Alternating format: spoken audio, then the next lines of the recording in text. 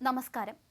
റിയാദിൽ ഇഖാമ തൊഴിൽ അതിർത്തി സുരക്ഷാ നിയമങ്ങൾ ലംഘിക്കുന്നവർക്കെതിരെയുള്ള പരിശോധനകൾ ശക്തമായി തന്നെ തുടരുകയാണ്. കഴിഞ്ഞ ഒരാഴ്ചക്കിടെ രാജ്യത്തിന്റെ വിവിധ ഭാഗങ്ങളിൽ നിന്നായി 19,000 നിയമലംഘകരാണ് സുരക്ഷാ സേനയുടെ പിടിയിലായത്. നിലവിൽ 1000-ലധികം വനിതകൾ ഉൾപ്പെടെ 23,600-ലധികം വിദേശികൾക്കെതിരെ നിയമ നടപടികൾ പുരോഗമിക്കുകയാണ്. കഴിഞ്ഞ ആഴ്ച പിടിയിലായവരിൽ ഭൂരിഭാഗവും ഇഖാമ നിയമലംഘകരും അതിർത്തി സുരക്ഷാ ചട്ടങ്ങൾ പാലിക്കാത്തവരുമാണ്.